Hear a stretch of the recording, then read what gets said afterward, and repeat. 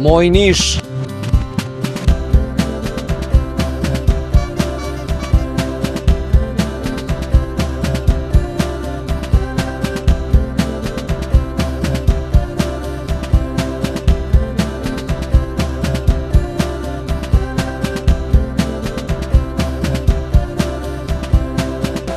Moj Niš.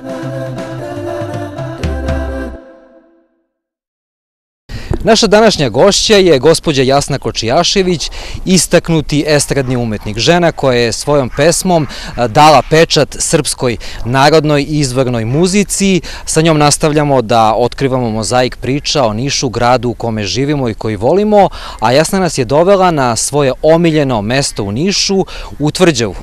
Jasna, dobar dan, kako ste? Dobar dan. Malo reći dobro, odlično, kad sam u Tvrđavi, a Tvrđava je uzgred rečeno jedno od mojih omiljenih mesta. Zašto baš Tvrđava? Nekako Tvrđavu svi volimo, svi mi koji živimo u Nišu i svi imamo bezbroj uspomena, kako na svoje odrastanje, tako na svoju mladost. Zapravo nekako čini mi se da se život svih nas odvija nekako u Tvrđavi i pored Tvrđave. Ja nisam odrastala u Nišu, pa da kažem vezana sam od malena za Tvrđavu, ali je Tvrđava bilo jedno od prvih mesta kada sam došla da živim u Niš, kada sam se udala za Dragana i to je bilo jedno od prvih mesta koje sam spoznala. Mi smo tada živjeli u ulici koja se tad zvala Milentijeva, blizu hotela Park i za čas sam bila na dohvat ruke, to jest noge i baš je bila blizu. Nisam ja to mojom pameću birala mesta koja će mi biti draga u Nišu. Nisam ni ja znala šta će da mi bude drago. Prosto moj senzibilitet, moja duša je reagovala na način na koji reaguje kada je nešto prija. A meni je Tvrđava prijala i ostala moja ljubav za uvek. Imala sam faze kada sam upražnjavala džoging, ustajala rano, odvedem decu u školu, u vrtić i produžim u Tvrđavu. U stvari nikad nisam trčala, trčanje mi nije bila jača strana, ali sam upražnjavala brzi hod, skroz znači od ulaza u Tvrđavu, pored letnje pozornice, pa skroz okolo ovaj veliki krug i što sam redovnije dolazila, vreme koje mi je trebalo da obiđem taj krug je bivalo sve kraće. Mislim, definitivno Niš je bogat grad, jer ima ovu prelepu Tvrđavu, jer ima reku. Mnogo volim gradove koji imaju reku, to su zaista bogati gradovi, imaju zelenilo, imaju tu vodu koja prečišćava vazduh. Prosto pratila sam promenu grada od momenta kad sam došla ovde do današnjih dana. Mnogo šta nije bilo ovako. Niš je za ove godine postao prelep grad. Ja to svugde pričam i prosto lobiram za ovaj grad kod ljudi koji nisu nikada bili u Nišu, da dođu da vide ovu lepotu. Pa ovo je srce grada. Biti u centru, imati ovakvu jednu oazu čistog vazduha, to je zaista bogatstvo. Ja ne znam koliko su ljudi koji žive ovde svesni bogatstva imanja Tvrđave i ovoga parka. A inače, moj prvi dolazak u Niš je bio kada sam bila sad 6. ili 7. razred osnovne škole, ekskurzija. I sećam se da su nas pustili tu da šetamo Tvrđavom i mi kao deca negde smo se pentrali i samo znam da smo došli na ivicu nekog bedema i znam da je bio pogled na pijacu. To sam ja tek posle kad sam došla, ali je bilo onako pokriveno i tada nisam znala da je to pijaca. I posle kad sam došla i počela ovde da živim, shvatila sam da je to u stvari bila pijaca. Vi ste rođeni u Skoplju, detinjstvo ste proveli u Pazovi, tamo ste odrasli, ali nekako se Niš nametnuo kao grad koji će biti vaše mesto za život, jel tako? I svugde gde odete i kada putujete u inostranstvo i uopšte ovde u Srbiji, nekako vas i vašeg supruga predstavljaju kao pevači iz Niša, sa juga. Jeste, ali nekako da vam kažem, ja zaista dugo već živim ovde, ali ne osjećam se Nišlikom. ne znam, voleli to ljudi ovde ili ne, prosto drugi mi je senzibilitet. Ajde sa to što sam se rodila u Skoplju, ja sam i tamo provela neko vreme, dobar deo vremena sam provela u Sarajevu, dakle moja mama. Tako da sam od malena ja imala pogled na vodu, na Miljacku. I meni je prosto bilo čudno kad sam došla u Niš, kad sam videla Nišavu, o, majko draga, na šta je tada ličilo korito Nišave. To je bilo katastrofa. Miljacka, mislim, korito Miljacke je, kao što je sada korito Nišave, obrađeno kamenom i to je ličilo od uvek na nešto. Kad sam došla i kad sam videla, kad sam izašla da prošetam, da vidim Nišavu, doduše bilo je leto, pa je to žbunje bilo zeleno, pa tako je to nekako prošlo, ali kad je lišće opalo, kad su se pojavile one kese sa đubretom nabacane tu oko, meni je to bilo neshvatljivo da u centru grada jedna takva lepota, jedan takav biser kakva je Nišava, bude u takvom stanju. I desilo se tako nekom prilikom, bili smo na turneji, negde malo podalje i duže, u Australiji smo bili, a inače smo živeli u stanu kod Šivare, tako da nam je Nišava bila blizu. Da, to je isto centar grada. Jeste. I obično sam tuda išla u Tvrđavu, znači tamo kroz jednu uličicu, pa dođem tamo i pored Nišave, do ovog Tvrđavskog mosta i u Tvrđavu. Ja gledam, nisam mogla da verujem. Sve ono žbunje, granje, drveće, sve to bilo posečeno i počeli su bili pripremni radovi za ovu lepotu kakvu danas imamo, korito Nišave. A inače,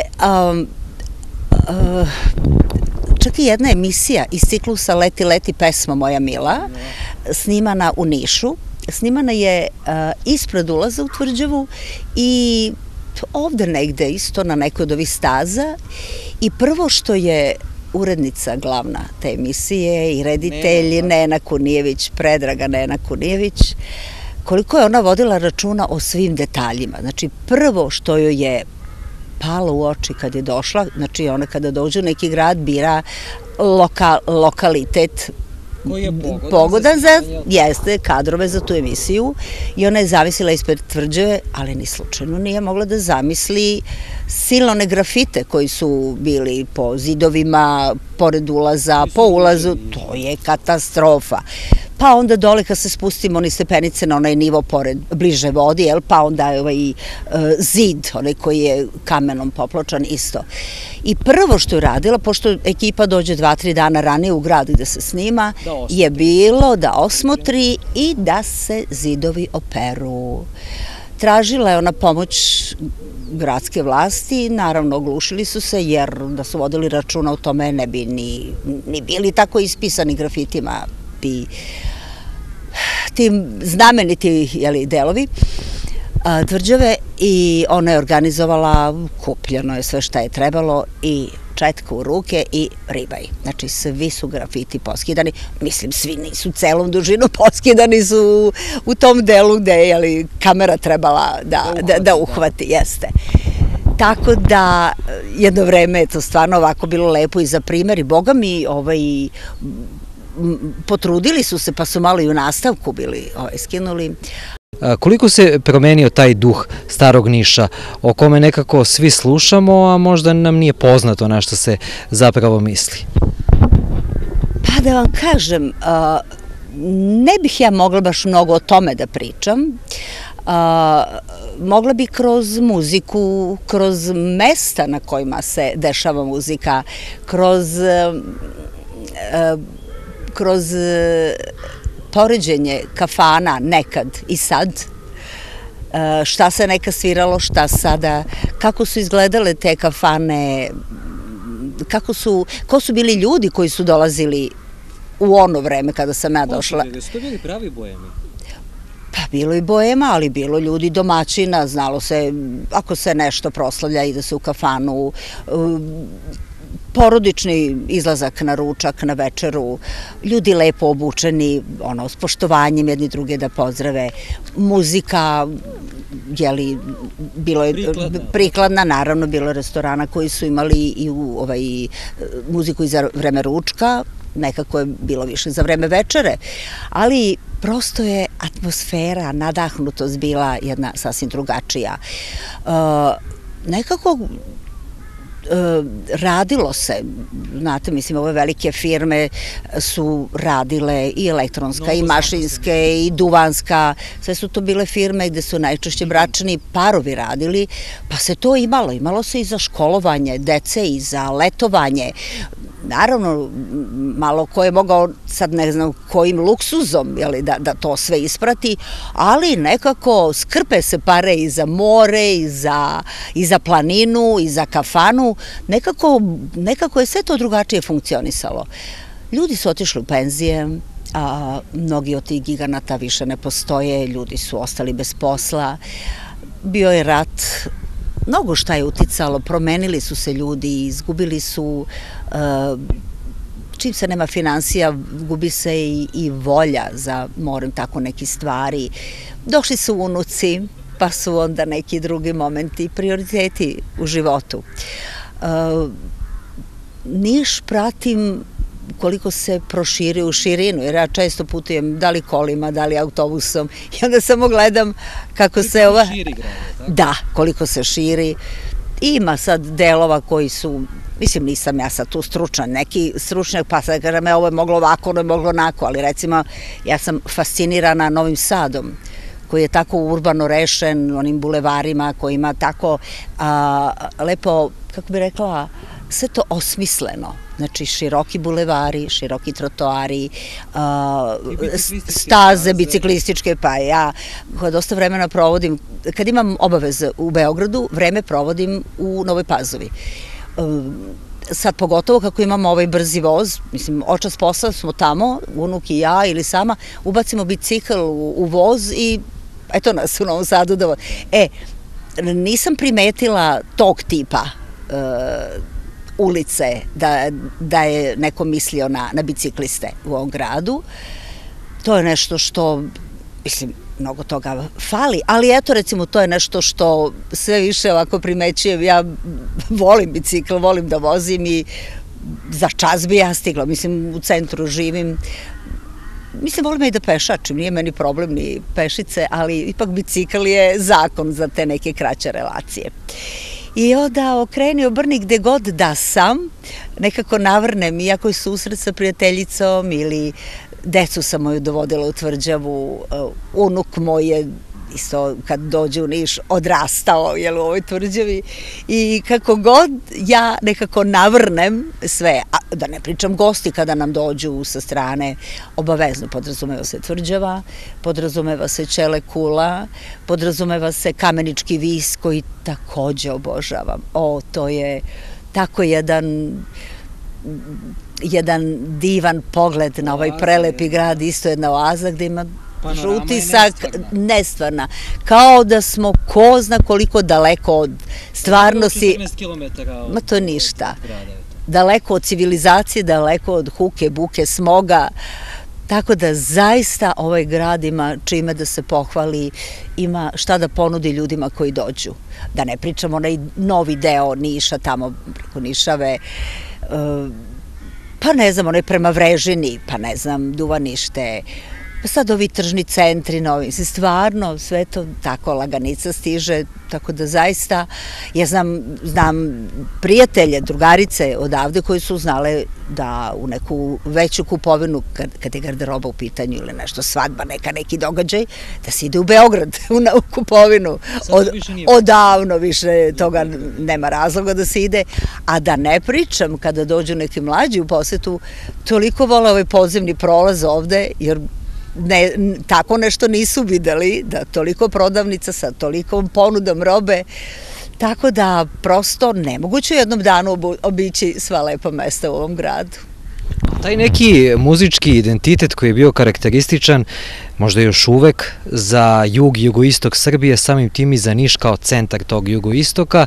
Koliko se on promenio? Nekada čini mi se da je mnogo pevača, naravno među njima, među prvima vi i vaš suprug ste nekako dali obris tom nekom muzičkom izrazu koji je karakterističan za jug Srbije, kažu divna neka melodika, mnogo pevača je zaista nekako ceo jedan deo možda svoje karijere bio okrenut ka Nišu, od Usnje Redžepove, Staniše Stošića koji je pevao o Vranju, ali opet je to nekako jug. Koliko se to sad promenilo? Zaista, suprug i ja smo u velikoj meri promovisali ovaj grad i proneli i slavu ovoga grada i muziku ovoga grada širom sveta gde smo gostovali. Znači, da li u pitanju Evropa, zemlje ili Evrope, da li u pitanju Australija, da li u pitanju Amerika. I svi su znali da smo odavde i toliko nas je Nišlija sretalo, prilazilo. A onda sam i ja bila Nišlika. Naravno, kad mi dođe neko od mojih Sarajlija ili od mojih Sremaca, onda sam njihova, prosto prema potrebi i nikog nisam lagala. I zaista svesna sam da smo mnogo doprineli promociji ovoga grada i muzike juga gde smo gostovali. E sad, mi nismo ovde pevali u restoranima, nikada, osim ako smo izašli, iz privatnog nekog razloga, da li je svadba, da li je ručak, neki večera, pa bude orkestar i naravno uvek nas ljudi prepoznaju, uvek se nađe neko ko se seti da nas najavi, kao da je to teško setiti se. Postojali su drugi ljudi koji su bili oličenje kafanskog, bohemskog života. Dragi Čokalija, koji je dugo sa nama bio član orkestra, svirao, pevao, imali smo divne koncerte sa njim, divne turneje.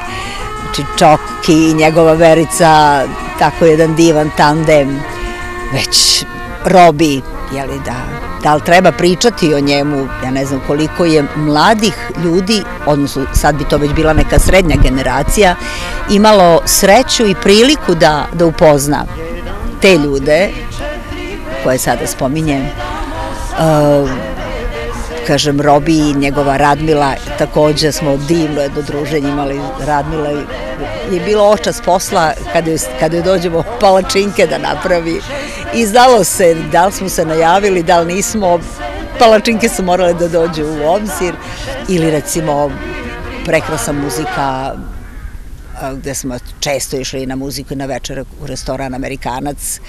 Tako da to su bili neki punktovi gde sam ja volela da odem, Dragan i ja, bilo da je mesto, bilo da je kafana više draga ili manje draga, ali je bavio se muzikom i pevao neko ko je nama drag, gde smo znali da će biti dobra atmosfera, pa recimo jedno vreme i naš dragi prijatelj Dragan Petrović, koji je bio muzički urednik glavni nekad u Beogradu, pa posle u Radio Nišu, čovek koji takođe veoma lepo peva i neko ko on imao taj svoj posao urednički, nije razmišljao o pevanju, ali njegova supruga i mi, tako smo pomalo uticali na njega, pa zašto ne bi pružio priliku i drugim ljudima, osim nas koji ga znamo, da ga čuju. Pa je i on pevao u nekim restoranima ovde, išli smo da ga slušamo, tako da zaista, kako da vam kažem, nisam ja bila željna izlazaka u restorane. Meni to nekako nikad nije nešto posebno značilo, valjda zato što smo i mi često pevali, da li je bila svadba, da li je bilo neko drugarsko veče, dom armije, dom vazduhoplovstva, svašta nešto. I tako da smo često po prirodi posla bili u restoranima i meni onda izlazak u restoran uopšte nije nešto značio posebno, ne. Ali otići tamo gde peva neko od ljudi koje znam, to je već ovako, to je već nešto drugo, da. Jasno, ovde ćemo da napravimo pauzu da bismo otišli na još jedno mesto koje vi volite u Nišu i gde ćemo nastaviti ovu priču. Sa zadovoljstvom. Nešto se čudno događa s tobom, neko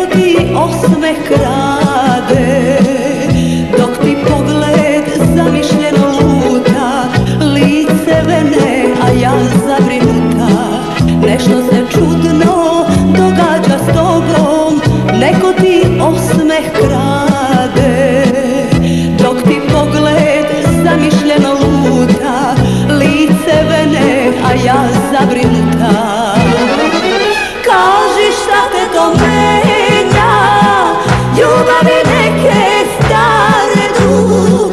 Zaboravi da sam žena što te voli, 5 minuta da ti budem drug. Kaži šta te to menja, ljubavi neke stare dug. Zaboravi da sam žena što te voli, 5 minuta da ti budem drug.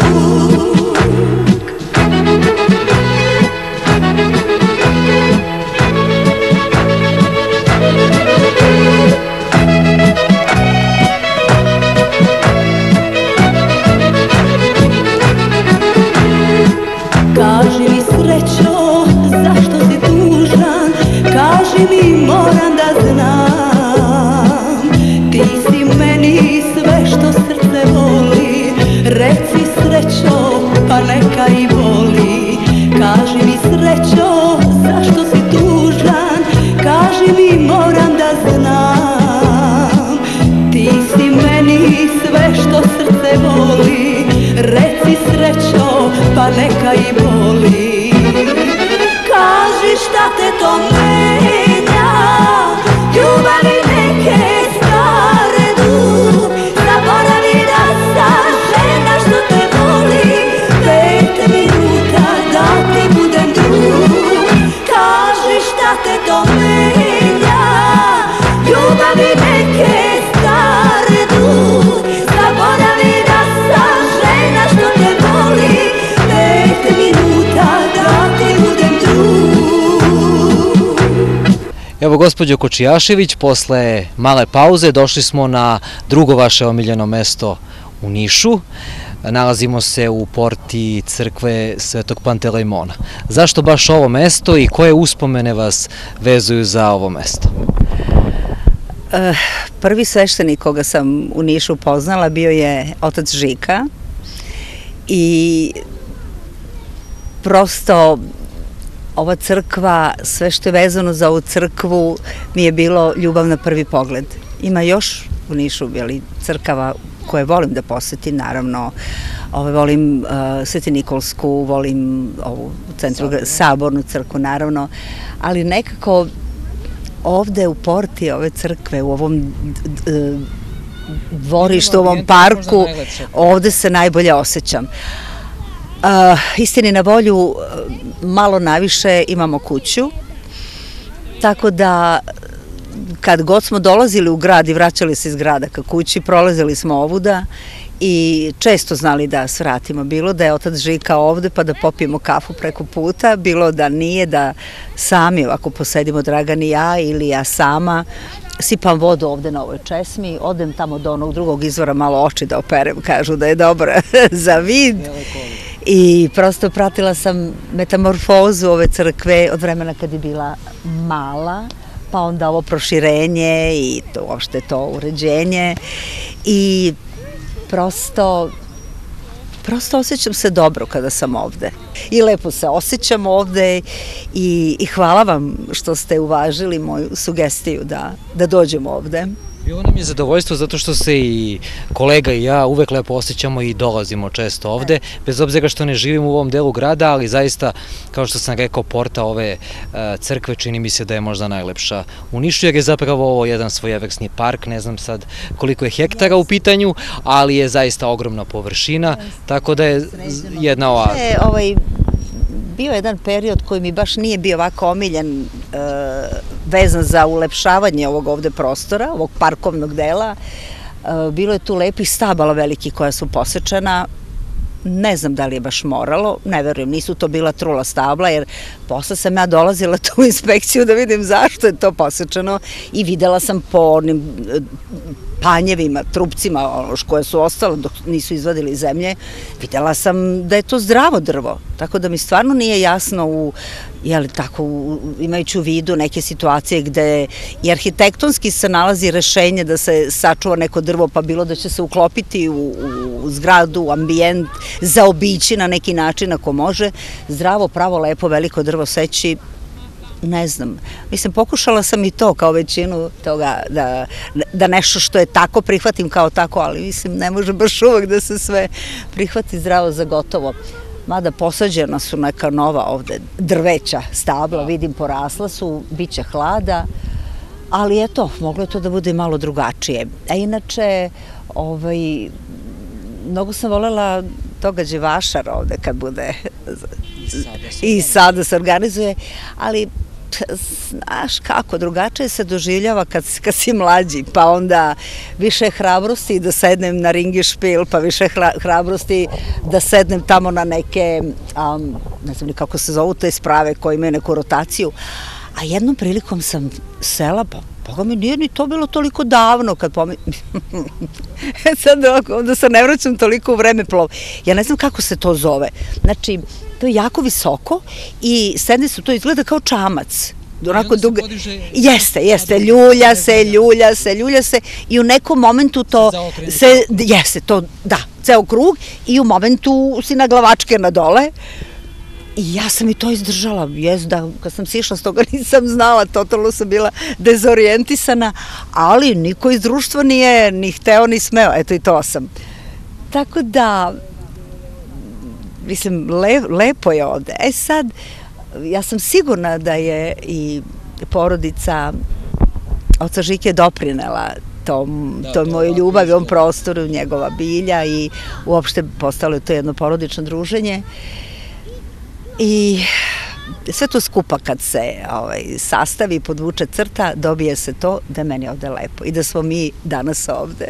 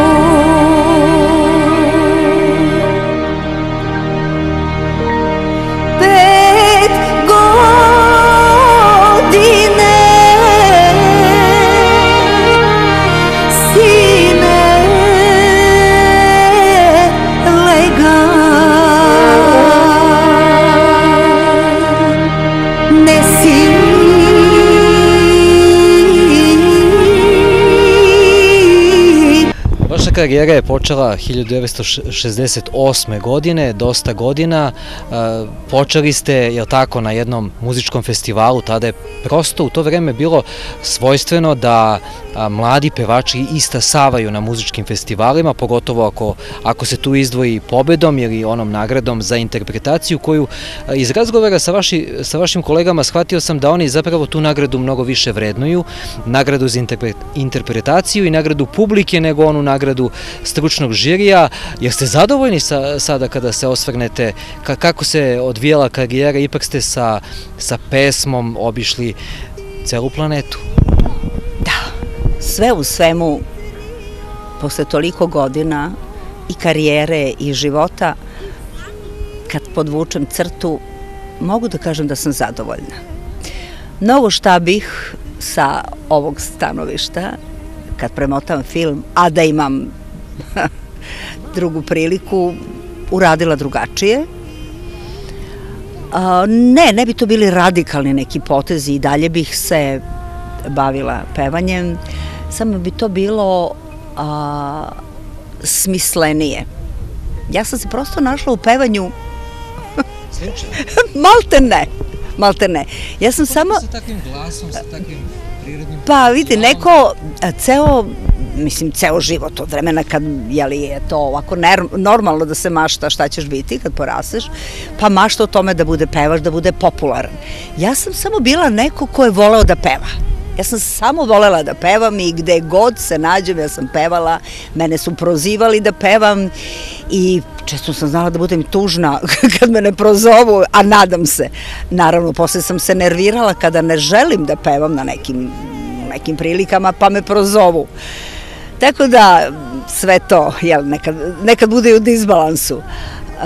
A ta 68. godina koju spominješ je godina ne festivala, naime je godina jednog putujućeg festivala gde sam ja još bila u srednjoj školi, pa su me profesori nastavničko veće pustili da idem na tu turneju uz moje naravno časna reč da ću da naučim propuštene lekcije iz novembra meseca kad se vratim. I oni su meni stvarno, ceo decembar su me pustili, nisu me niko ništa pitali, a onda kad su uzeli da me rešetaju, tada je raspust počinjao polovinom januara. Znači od nove godine do raspusta ja sam im bila na tapetu. Ali to je bilo jedno divno iskustvo, jer su već oko mene bili ljudi koji su već imali neko ime, ko veće, ko manje. Lepa Lukić tad već bila neko ime, Nedeljko Bilkić isto. Svi su oni bili na početku karijere, a ja sam samo bila neko ko je bio tu.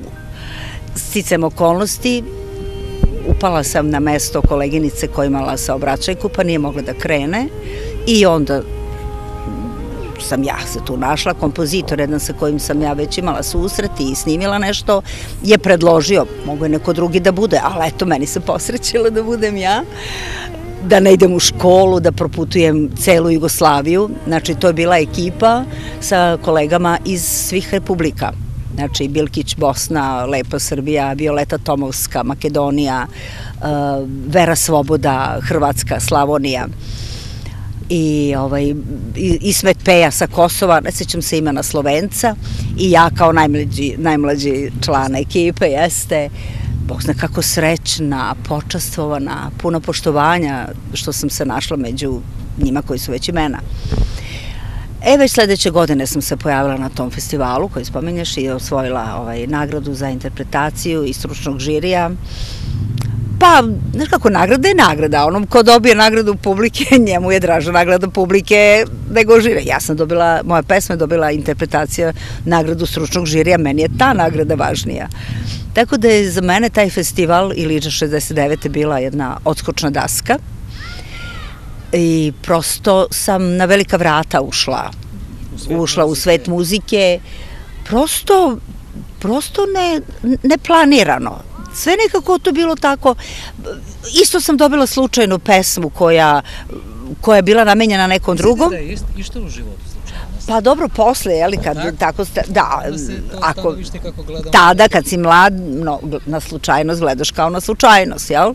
Jer ja verovatno ne bih ni pevala na tom festivalu da je Lepa Lukić uzela tu pesmu koju sam ja dobila, ona uzela neku drugu i onda opet njen kompozitor tadašnji koji je sve hitove do tad pravio, znao je za mene i ponudio meni pesmu. Joki, neću prihvatiti da učestvujem. I prosto tako su mnogi ljudi saznali za mene i počeli su da nude svoje pesme, da nude svoju ponudu za saradnju, za turneje, za koncerte i jednostavno sam se našla tu.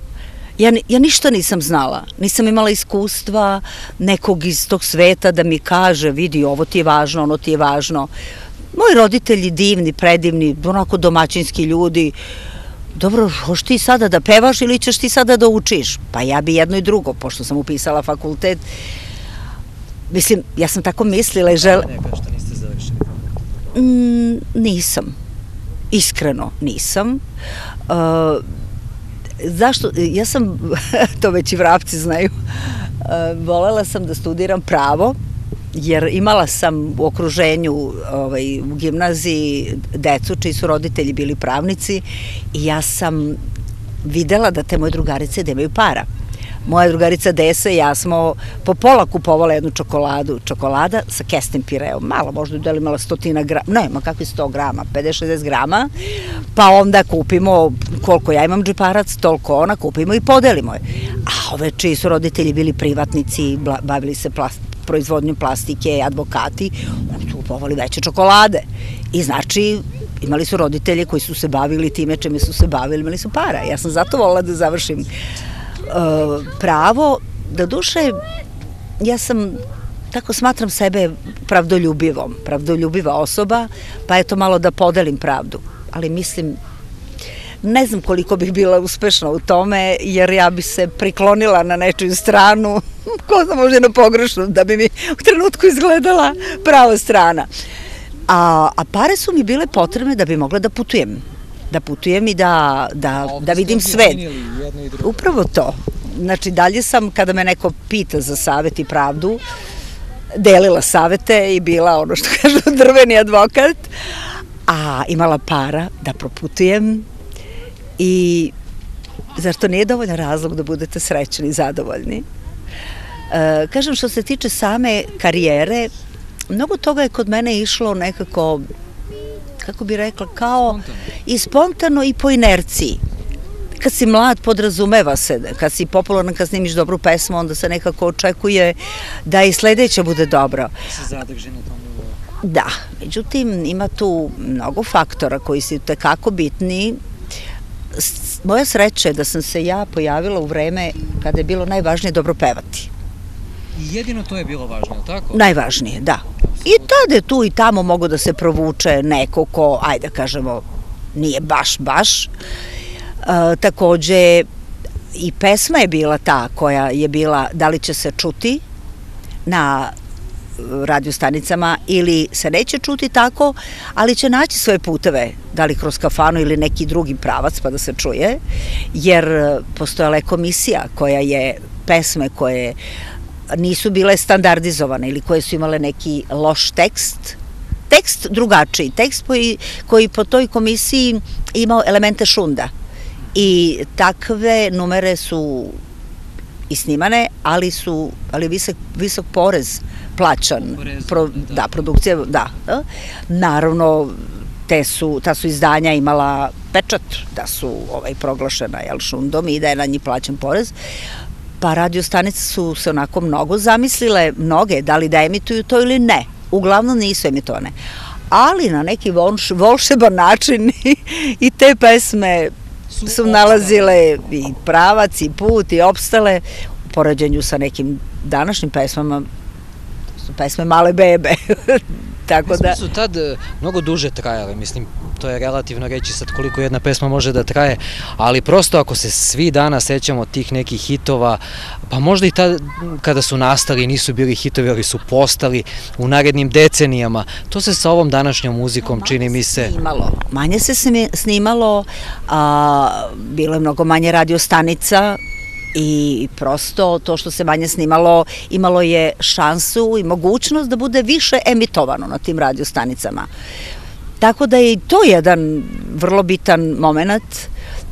Znači, postojalo je nekoliko tih diskografskih kuća koje su se bavile produkcijom i to je ovako vrlo selektivno rađeno, nije mogao svako da snimi. Taj ko snimi, dobije mogućnost da se pojavi na televiziji ili ne dobije, opet zavisi od pesme i od kvaliteta pevanja. Tako da bila je manja konkurencija, manje pesama i normalno da su se duže slušali, duže trajale do neke sledeće nove. Onda su počeli neki novi pravci da ulaze, more tih produkcijskih kuća, što veći, što manji su nastale. Da ne pričam već o YouTube-u, gde ne mora čak više ni da bude u formi izdanja nekog, to novo što se snimi, stavi se na YouTube i idemo dalje, gleda se slušanost ili ne znam. I tako da čak ne mora ni da se snimi, toliko je toga što što se snimi na svadbi, da li je poznato im ili manje poznato, sve se to stavlja, sve se to sluša. Izađe nešto novo, već ono što je ne tako davno izašlo, otišlo je tamo u drugi plan. Tako da sve je to i suviše brzo i pitam se šta je sledeće.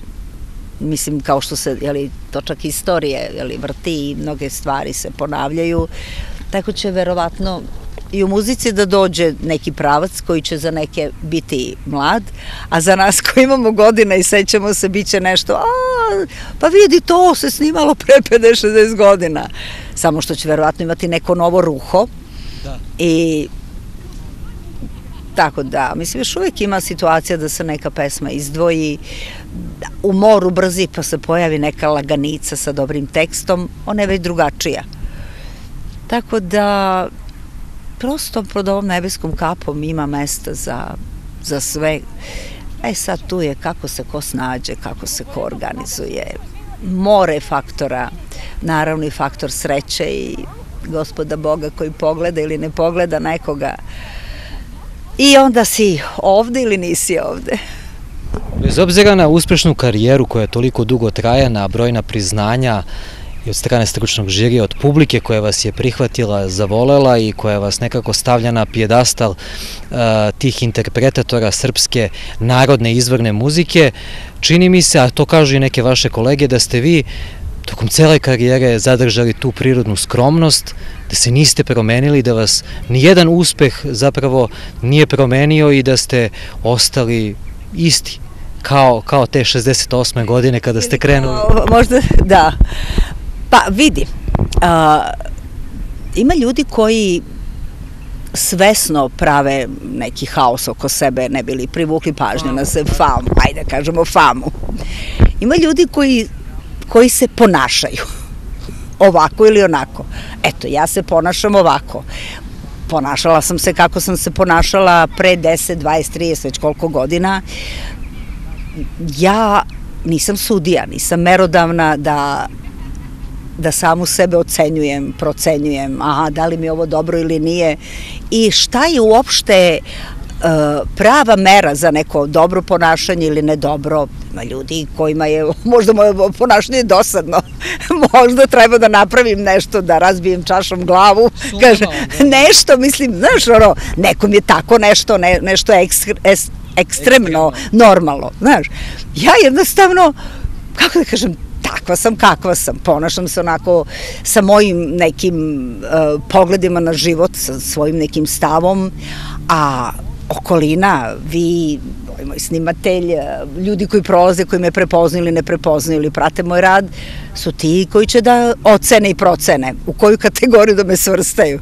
Stvarno. Kako da nas shvati, kako da nas prihvati. Kako? Upravo to.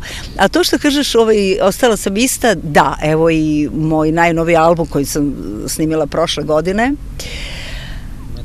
ima takav naziv, Uvek ista. Sad, šta je tu uvek isto? Dobro, lični opis tu i tamo. To, pomislim da se nisam mnogo promenila, ali kad uzmem albume i slike od pre 30-40 godina, i tekako ima razlika. Što se tiče glasa, pa eto, hvala Bogu, poslužio me je dobro da otpevam te pesme.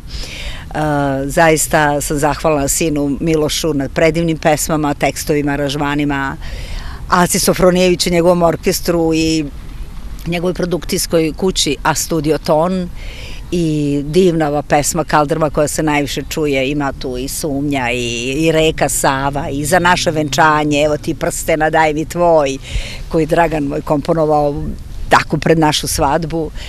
I sve to je nekako utkano, i ove narodne koje sam isto na ovaj nosač zvuka stavila, utkano u moj život, ja sam utkana u to.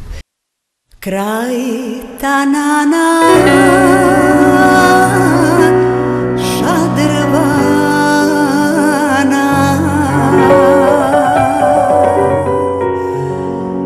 gdje žubori voda živa,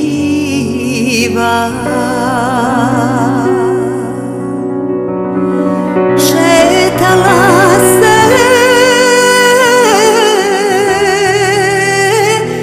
svakog dana.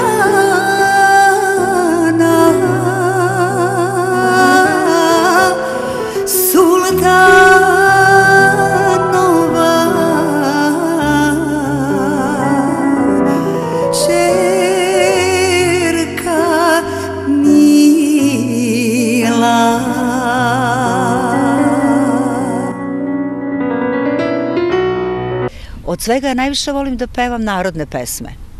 Ja to najviše volim, to je onako moja duša i kad sam bila i dete i mlada, te su se pesme najviše čule i ja sam njih prve naučila, preko radija i od moje mame. Mogu ja da pevam i modernije. Bilo je tako neki pesama moderniji koji su mi se dopale, opet primerene meni. Ali znalo se da to peva neko od tih aktuelnih mlađih pevačica, pa sam znala ovako da iznenadim ljude na nekom događaju kad ovi, kao pa ti to peva. Pa pevam, ako hoću pevam, ako neću, neću. Nije nešto što se podrazumeva da sad, samo tako malo da zbunim ljude, da pokažem da mogu. I dobro, sve u svemu, hvala dragom Bogu i na ovom danu da, evo, snimim ovu emisiju, da postojim i nadam se da će gledaoci voleti ovaj ciklus emisija koje radiš, ja ti to želim u srca. Hvala. I da će ova naša emisija biti gledana. I naravno pozdrav gledaocima televizije Belami. Hvala najlepše. Ja za kraj imam jedno iznenađenje za vas. Spremajući se za ovaj razgovor, ja sam kontaktirao vašu prijateljicu i koleginicu Izvorinku Milošević i ona vam je postavila jedno pitanje. Pitala vas je kada ćete nju i Gocu Stojićević pozvati u svoje prelepo dvorište u Pazovi, gde ćete ih dočekati sa čuvenom niškom gibanicom, a odmah posle te posete one će vas pozvati u njihov restoran LM Bohem, gde će organizovati jedno veče koje će imati naziv Tri gracije pevaju za vas. Ovo je 3-4 u 1. Znači jedno pitanje pa pod ABCD, da. Kada ću ih pozvati? Pa evo kad se vreme prolepša, one su već bile moje gošće u Pazovi. Zato i znaju. Zato znaju, ali takođe je bio red i priča da one pozovu. Međutim, zaista čeka se lepo vreme i dobrodošle su u moje dvorište i moje kuce im se raduju. Bila sam u Bohemu, to je divno, taj LM restoran, božanstveno jedno mesto, to je tako jedna lepa atmosfera. Tamo je svaka subota kao da je Nova godina, kao da je generalna proba za Novu godinu.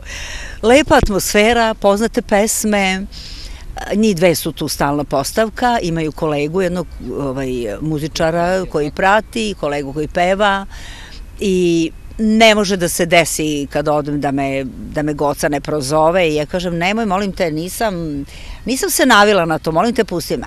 Ajde, sad ću ja da te navijem za čas posla. Pa jeste, spontana, jeste. Tako da, dobra ideja od te tri gracije, a poziv naravno uvek otvoren, samo vreme da bude sigurno da se ustabili, jer to se ne planira od danas za sutra, da znamo i dugoročno ako se dogovaramo na 3-4 dana unapred da će biti lepo vreme. Pozdravljamo Izvorinku ovom prilikom, ona će gledati emisiju. Ja vam se srdačno zahvaljujem na ovom razgovoru, zaista sam uživao, hvala što ste nas doveli na ova dva mesta u Nišu koje volimo i siguran sam da smo jedan značajan deo mozaika te velike priče o Nišu koju pričam kroz ovu emisiju da smo otkrili danas. Hvala vam najlepše. Takođe. Moj Niš!